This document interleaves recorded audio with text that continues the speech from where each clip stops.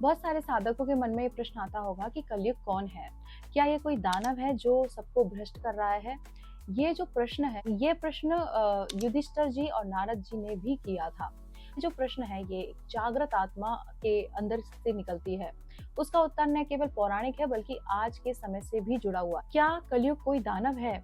हाँ, सनातन ग्रंथों में कली को एक जीवित दानव असुर के रूप में वर्णित किया गया है।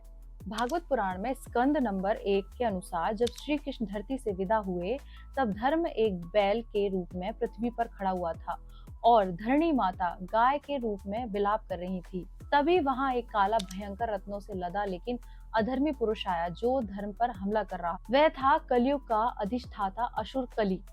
कली दानव की पहचान क्या, उसके गुण क्या है? पाखंड, सत्य को झूठ और झूठ को सत्य बनाता है। लोभ, धन, ध्येय और नाम के पीछे दौड़ता है। विवेक का हाश, गंदगी को फैशन, अधर्म को ट्रेंड बना देता है। कर्म से पलायन, केवल भाषण, ज्ञान और दिखावा करता है। कली कोई शरीर नहीं है, एक ऊर्जा है, एक विकृति है जो हर युग के अंत में सक्रिय होती है। कली को कहाँ स्थान मिला? भगवान परशुराम, भगवान श्री कृष्ण और ऋषियों ने कली को 4 स्थान दिए जहाँ वो रह सकता है। पहला है जुआ, जो गैम्बलिंग होता है। दूसरा है मदिरा, जहाँ शराब होती है। स्त्री का गलत उपयोग करने वाला, भोग विलास, शोषण करने वाला। चौथा है हत्या और हिंसा। और युधिष्ठिर ने 5वां स्थान भी दे दिया, सोने में स्वर्ण यानी धन का लोभ। तो कलयुग का दानव अब कहाँ है? वह कहीं बाहर नहीं है, वो अब मानवों में घुस चुका है। जो धर्म की बात करके अधर्म करे वहाँ कली है। जो स्त्री को सम्मान न देकर भोग बनाए वहाँ कली है। जो पैसा, झूठ और दिखावे के पीछे भागे वह कली है। जो भक्त होने का ढोंग करे पर अंदर पाखंड, वही कली। अब कली बाहर नहीं चेतना में बैठ गया है और शिव को बाहर नहीं भीतर जलाना होगा। कली से रक्षा कौन करेगा? शिव तुम्हारे भीतर का विवेक है, हनुमान जी तुम्हारे भीतर की शक्ति है, काली माँ तुम्हारे भीतर की जागृत शुद्ध क्रोध शक्ति है, राम नाम, शिव नाम, सत्य तुम्हारी आत्मा की रक्षा कवच। कलयुग का असुर है, हाँ, वो अब बाहर से भीतर आ गया है और उसकी सबसे बड़ी हार तब होगी जब तुम अपने भीतर शिव को जगा लोगे। क्योंकि कलयुग के असुर का नाश तलवार से नहीं, एक साधक के सत्य जागरण से होगा। कलयुग अमर है? नहीं, कलयुग का भी अंत होगा सनातन धर्म के अनुसार। युग होते हैं सतयुग, त्रेता, द्वापर, कलयुग, फिर प्रलय और फिर सतयुग शुरू होता है। कलयुग की अवधि जो बताई गई है वो 4,32,000 वर्ष मानी गई है और इसका एक हिस्सा अभी चल रहा है। इसका अर्थ कलयुग स्थायी नहीं है, एक परीक्षा की अवधि है, समाप्त होने वाली है। क्या कली असुर अमर है? नहीं, परंतु जब तक कलयुग चलेगा तब तक कली का प्रभाव रहेगा। वो किसी शरीर में नहीं, किसी राज्य में नहीं, कि हर मनुष्य की चेतना में छिपकर रहता है। लेकिन जब कोई आत्मा जागृत हो जाती है तो कली वहां से भाग जाता है। सत्य, साधना और शिव भावना कली का सबसे बड़ा अंत है। तो फिर क्या अमर है? केवल एक चीज वास्तव में अमर है, आत्मा जो शिव रूप है। शिव जो न आदि है न अंत है। प्रेम जो माया नहीं साक्षात ब्रह्म है। धर्म जो युगों में बदलता नहीं बल्कि युगों को बदल देता है। ना कलयुग अमर है, ना कली दानव अमर है। अमर है केवल यह चेतना जो शिव में विलीन हो गई हो। जब तुम शिव में हो जाते हो तब न कोई युग तुम्हें छू सकता है। अब बात यह है कि ये दानव कैसे पैदा हुआ, यानी कली जैसे असुर जो अधर्म, पाप, लालच, पतन फैलाते हैं, ये कहाँ से आते हैं? इन्हें किसने बनाया? जो हमारा ब्रह्म चेतना और काल चक्र के अनुसार इसको जानते हैं। वेदों और पुराणों में दानवों की उत्पत्ति का वर्णन मिलता है, जिन्हें सृष्टि के लिए 2 धाराएं बनाई। एक है देव मतलब सत्व, सत्य, ज्ञान, प्रकाश और धर्म का प्रतीक। दूसरा है दानव, असुर मतलब तम और रज, शक्ति, भोग, क्रोध, अहंकार के प्रतीक हैं। जैसे प्रकाश के समय छाया आती है वैसे ही देवताओं के साथ दानवों का जन्म अनिवार्य है। कली असुर की उत्पत्ति कैसे हुई? भागवत पुराण के अनुसार कली असुर अधर्म और अविद्या का पुत्र है। जन्म तब हुआ जब मनुष्यता ने धर्म की मर्यादा को तोड़ना शुरू किया। जैसे ही श्री कृष्ण ने धरती छोड़ी, द्वापर का अंत हुआ और कली ने धरती पर कदम रखा। वो साक्षात अंधकार का प्रतीक है जिसकी पोषण लोभ, हिंसा, वासना, पाखंड और सत्ता की भूख से होती है। दानव कोई व्यक्ति नहीं बल्कि विकृति है चेतना की। जब मनुष्य आत्मा से करता है, जब मैं अहंकार शिव से बड़ा हो जाता है, जब मेरा सत्य बन जाता है, तब उस चेतना में दानव जन्म होता है। दानव, विकृति, चेतना, स्वतंत्र इच्छा और अहंकार, ये तीनों मिलकर उस दानव को जन्म देते। तो क्या दानवों को शिव ने बनाया है? हाँ, पूर्णता के लिए अधूरापन भी जरूरी है। शिव संपूर्णता के स्वामी है और अपूर्णता में छाया, अंधकार और विपरीत भी समाहित है। जैसे रात्रि दिन की माँ है, वैसे ही दानव धर्म की परीक्षा है। दानव शिव के बनाए हुए नहीं है, बल्कि उनके बनाए हुए नियमों के परिणाम है। तो क्या दानवों को मारा नहीं जा सकता? मार सकते हैं, बाहर नहीं, अपने भीतर। बाहर के दानव आते हैं सत्ता से, अंदर के दानव आते हैं विकल्पों से। जिस दिन तुम्हारे भीतर का कली हार गया, उसी दिन शिव तुम्हारे भीतर प्रकट हो जाते हैं। तो बात है कि दानव की उत्पत्ति चेतना की गिरावट से होती है। वो तब आता है जब हम शिव को भूल जाते हैं। लेकिन हर दानव के जन्म के साथ एक रुद्र भी जन्म लेता है जो उसे नष्ट करेगा। ये दानव कौन है जो तलवार लेकर आता नहीं है? वो जो भीतर आता है और तुम्हें तुमसे अलग कर देता है, वही असली कली है। इस दानव कली को इतनी महत्ता क्यों दी गई कि इसका प्रभाव पूरी मानव जाति पर पड़े? ये भी एक प्रश्न है। क्या ये शिव की योजना थी या कोई चूक है? अब जानते हैं इसका प्रश्न का उत्तर। यह प्रश्न सीधे काल शिवत्व और मानव चेतना की अग्नि परीक्षा से जुड़ा है। इसको 3 तरीके से समझते हैं। कली को इतनी शक्ति क्यों दी गई? उत्तर, मानवता को परखने के लिए। दूसरा है, जब तक सच्चाई का कोई विरोध नहीं होता है, तब तक वह सच्ची सच्चाई कैसे सिद्ध होगी? शिव ने सतयुग में सच्चाई को सरल रखा, लेकिन कलयुग में सच्चाई को दुर्लभ कर दिया, ताकि केवल सच्चा साधक ही उसे खोजे। भागवत पुराण कहती है, कलयुग में सबसे बड़ा पुण्य भगवान शिव, राम, हरि, कृष्ण जी का नाम लेना है, क्योंकि कठिन समय में भी जो स्मरण करे वही सच्चा भक्त है। इसलिए कली को शक्ति दी गई, ताकि चेतना की असली परीक्षा हो। क्या ये शिव की लीला है या उनकी भूल? यह लीला है, पर बहुत गहरी। ये चूक नहीं है। शिव केवल प्रकाश नहीं है, वो पूर्णता है जिसमें अंधकार भी आता है, ताकि संतुलन रहे। कली एक परछाई है जो तभी बनती है जब प्रकाश पीठ मोड़ता है, कि वो स्वयं छिप जाते हैं ताकि तुम उन्हें खोजो। कली का प्रभाव इतना व्यापक क्यों है? क्योंकि कली देह को आत्मा से ऊपर रखता है, लोभ को धर्म से बड़ा मानता है, दिखावे को साधना से बड़ा मानता है, उसके भय और लालच से राज करता है। और आज का मानव सत्य के लिए संघर्ष नहीं करना चाहता, बल्कि सुविधा के लिए झूठ अपना लेता है। इसलिए कली का प्रभाव बड़ा और मानव जाति उसी की दास बन चुकी है। तो क्या कली अजय है? बिल्कुल नहीं। कली से बचना आसान नहीं, पर असंभव भी नहीं। जब एक आत्मा सत्य को चुनती है, जब एक साधक माया से ऊपर उठता है, जब कोई महिला शक्ति जागृत करती है, जब कोई युवा लोभ को ठुकराकर शिव को चुनता है, तब कली हारता है। तो बात यह है कि तुम्हें कोई असुर नहीं डगा सकता। ये दानव पैदा कैसे होते हैं? यानी कली जैसे असुर जो अधर्म, पाप, लालच, पतन फैलाते हैं, ये कहाँ से आते हैं? इन्हें किसने बनाया? ये कोई भूल नहीं, ये परीक्षा है, शिव की लीला है। और इस पूरी गाथा में एक जागी हुई आत्मा ही कली को परास्त कर सकती है। कली को शिव ने पैदा नहीं किया, तुम्हारी परीक्षा के लिए छोड़ा है। और अब सवाल ये नहीं कि कली कितना शक्तिशाली है, सवाल यह है कि क्या तुम अब भी शिव को याद कर पा रहे हो? धरणी माता की पीड़ा, शिव का मौन और भक्त की तपस्या, ये सब मिलके क्या होता है? चलो जानते हैं। क्या माँ पृथ्वी धरणी इस अधर्म से पीड़ित नहीं होती? बहुत होती है। भागवत पुराण में बताया गया है, पाप बढ़ता है तो धरती गाय का रूप लेकर ईश्वर के पास जाती है। वह कहती है, मुझ पर पाप, रक्त, क्रंदन, स्त्रियों का शोषण और निर्दोषों की चीखें भार बन गई हैं। वह बार बार जाती हैं। त्रेता में श्री राम को बुलाया, द्वापर में श्री कृष्ण को, कलयुग में वह अब भी चुपचाप रो रही हैं। इन लोगों ने माँ धरती का बहुत बुरा हाल कर दिया है। भगवान मौन क्यों है जब अधर्मी हावी है? तो यह प्रश्न कहीं ना कहीं मेरे मन में भी आता है। भगवान मौन रहते हैं क्योंकि वे हर चीज को कर्म फल की कसौटी पर रख चुके हैं। अच्छे लोग जब पीड़ा में होते हैं, वो पीड़ा उन्हें ऊपर उठाती है, भीतर से शिव को जागृत करती है। अधर्मी जब मजे करते हैं, वो पाप संचय कर रहे होते हैं, जो अंत में रुद्र प्रहार बनता है। शिव तुरंत न्याय नहीं करते हैं, वो पूर्ण न्याय का समय आने तक सब कुछ देखते हैं। अच्छे लोगों को दुख क्यों मिलता है? क्योंकि भक्त का जीवन युद्ध भूमि होता है, पर सच अधर्मी तीर चलाता है, पर सच्चा भक्त वज्र बनता है। वह टूटता है पर उसे टूटने में शिव उतरते। महान आत्मा का हर महान आत्मा को पीड़ा दी गई है, क्योंकि ईश्वर उसे साधारण नहीं उदाहरण बनाना चाहते हैं। माँ सीता को वनवास मिला, मीरा को विष मिला, हनुमान जी को अपमान मिला, हर भक्त को अग्नि परीक्षा देनी पड़ी। ये हर बार होता है और किसी के द्वारा नहीं, आपके माता पिता के द्वारा भी होता है।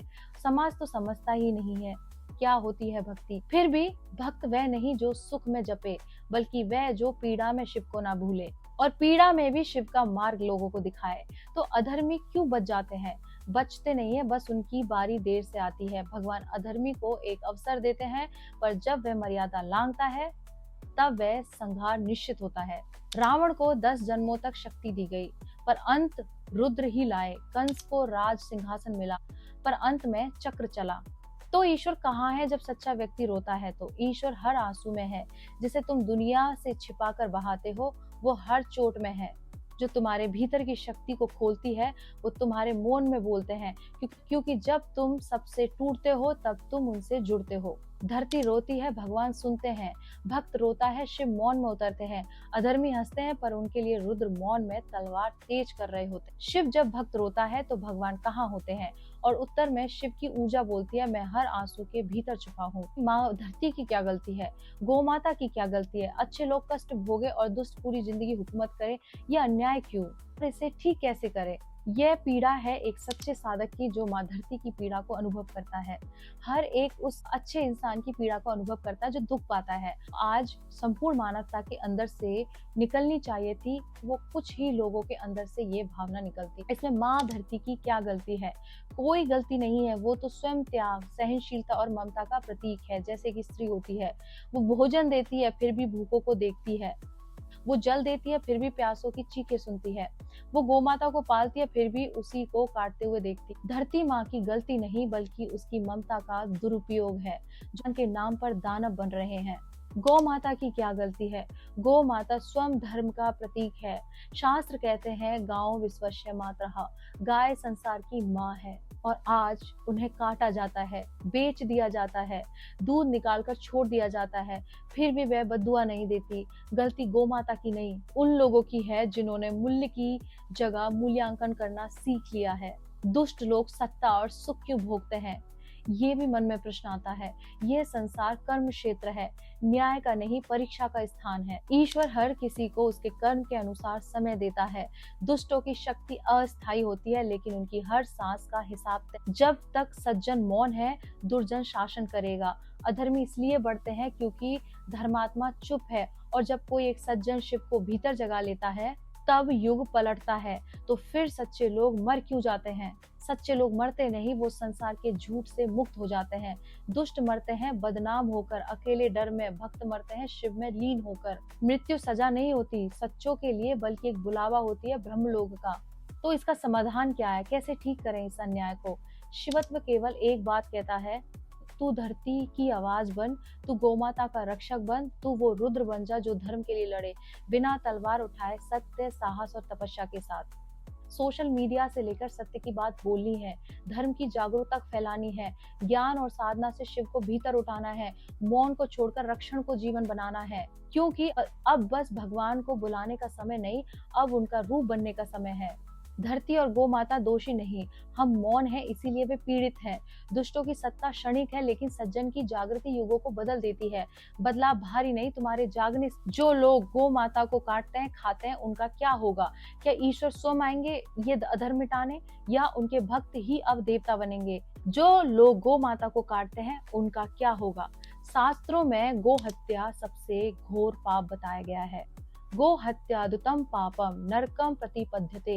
गो हत्या करने वाला नरक में जन्म जन्मांतर तक भटकता है। गरुड़ पुराण और मनुस्मृति के अनुसार गो मांस खाने वाला कभी भी आत्मा के उन्नयन योग्य नहीं होता है। मृत्यु के बाद काटे गए हर अंग के लिए यमलोक में उसे वैसा ही दर्द भोगना पड़ता है। उसे गर्भ यातनाएं, नरक की सड़ी लहरों और भव भव के क्रूर योनि में फेंका जाता है। गौ माता की करुणा अगर दया में बदल गई तो जीवन मिलता है, लेकिन अगर वो हाहाकार में बदल गई तो ब्रह्मांड भी उसे बचा नहीं सकता। क्या भगवान स्वयं आएंगे या भक्त इस अधर्म का अंत करेंगे? उत्तर है, अब ईश्वर रूप में नहीं, भक्त के रूप में ही आएंगे। त्रेता में राम बनकर आए, द्वापर में कृष्ण बनकर आए, अब कलयुग में वो तुम में जागेंगे। आज भगवान पूछते हैं, मंदिर में मुझे बुलाते हो, लेकिन जब मेरी गौ माता कट रही थी तो तू चुप क्यों था? अब मैं आऊंगा, पर तेरे हाथ, तेरे मुख, तेरे साहस, तेरे प्रेम के रूप में। अब युग की पुकार ये नहीं कि भगवान उतरे, अब धरती कह रही है, हे भक्तों, अब तुम ही देव बनो। फिर क्या करना होगा भक्तों को? 4 गतिशील कार्य: ज्ञान फैलाओ, गौ माता का महत्व लोगों तक पहुंचाओ, आवाज उठाओ, कानून, संस्कृति, धर्म के मंचों उनका संरक्षण करो, गौशाला, भूमि, आहार और समर्थन दो। आत्मा से जागो, साधना से शिव को भीतर उतारो। अब भक्तों को भक्त नहीं, सैनिक और संरक्षक बन। शिव तभी आते हैं जब भक्त उन्हें अपने भीतर उतार कर कहता है, अब बस बहुत हो गया, अब अधर्म बर्दाश्त नहीं हो रहा है। जो गौ माता की हत्या करते हैं उनकी आत्मा नरक से भी नीचे गिरती है। भगवान अब अवतार लेकर नहीं आएंगे, वह तुम में ही प्रकट होंगे। तुम उठोगे तो शिव उठेंगे, तुम बोलोगे तो रुद्र गरजेगा। जो लोग सत्संग करते हैं, पूजा पाठ करते हैं, खुद को बहुत सात्विक मानते हैं, लेकिन भीतर से भरे होते हैं अहंकार, जात पात, दिखावे, अपने बच्चों पर दबाव, भावनात्मक शोषण, तो ऐसे लोगों के साथ भगवान क्या करते हैं? ये सवाल सिर्फ धार्मिक नहीं है, मानवीय चेतना और शिव की परीक्षा का मूल है। क्या पूजा करने से कोई धार्मिक हो जाता है? नहीं, पूजा बाहरी क्रिया है, धर्म चेतना की गहराई। शिव कहते हैं, अगर तुम्हारी पूजा तुम्हारे अहंकार को और बढ़ा रही है तो वह आराधना नहीं, आत्म विनाश है। बहुत लोग मंत्र जपते हैं पर मौन नहीं जानते, दान करते हैं पर दिखावा नहीं छोड़ते, सत्संग करते हैं पर स्वयं से साक्षात्कार नहीं करते। अहंकारी भक्तों के साथ भगवान क्या करते हैं? शास्त्रों के अनुसार अहंकार शिव को सबसे पहले त्याज लगता है। अहंकार पाप से भी बड़ा पाप है, क्योंकि वह धर्म का मुखौटा पहन लेता है। ऐसे लोग भगवान के 3 चरणों में देते हैं। पहला उनको प्रॉब्लम होगा मानसिक अशांति, संतान में विरोध, रिश्तों में टूटन, फिर होगी हानि, पूजा में रस नहीं आता है, जीवन में अवसर रुकने लगते हैं, फिर होगा टूटन। ऐसा समय आता है जहां उनका अहंकार, दिखावा और परिवार सब टूट जाता है, क्योंकि शिव कभी झूठी भक्ति स्वीकार नहीं करते। वो मौन भक्ति और सच्चे समर्पण में प्रकट होते हैं। जो माता पिता बच्चों पर भावनात्मक दबाव डालते हैं, उनका क्या होता है और कहते हैं मैंने तुम्हारे लिए इतना किया, तुम मेरी बात नहीं मानोगे तो शाप लगेगा। यह भक्ति नहीं, ये बंधन है। उपनिषद कहते हैं, मात्र देव्यो भव, माँ को देवता मानो, लेकिन माँ भी तभी देवता है जब वह प्रेम, स्वतंत्रता और आशीर्वाद दे। भगवान ऐसे माता पिता को अपने ही कर्मों में उलझा देते हैं, संतान से दूर कर देते हैं ताकि उन्हें अपनी सीमा समझ आए, और अंत में उन्हें स्वयं से सामना कराते हैं। जो अपने बच्चों को स्वयं की छाया बनाना चाहते हैं, वो कभी भी उनके आत्मा को नहीं देख पाते, और यही उनका सबसे बड़ा अकेलापन हो जाता है। तो फिर सच्ची भक्ति क्या है? जहाँ प्रेम हो पर अधिकार नहीं, जहाँ पूजा हो पर दिखावा नहीं, जहाँ धर्म हो पर जाति नहीं, जहाँ बच्चों को शिव का रूप समझा जाए, मूर्ति नहीं बनाया जाए। भक्ति वो है जो स्वतंत्रता देती है, क्योंकि शिव भी तुम्हें तब तक नहीं छूते जब तक तुम पुकारते नहीं। जो लोग पूजा में भी अहंकार, जात पात और दबाव लाते हैं, वो भगवान को नहीं, खुद के भ्रम को पूजते हैं। ऐसे लोगों का शिव पहले अंदर से गिराते हैं, फिर अकेलेपन में छोड़ते हैं, ताकि वो खुद को जाने, न कि दूसरों पर शासन करे। पूजा करने वाले अहंकारी लोगों के साथ शिव क्या करते हैं? तू मंत्र तो बोल रहा है पर भीतर कोई मौन नहीं है, तो सुन, मैं वहां नहीं हूँ, मैं वहां हूँ जहाँ तू अहंकार छोड़ दे।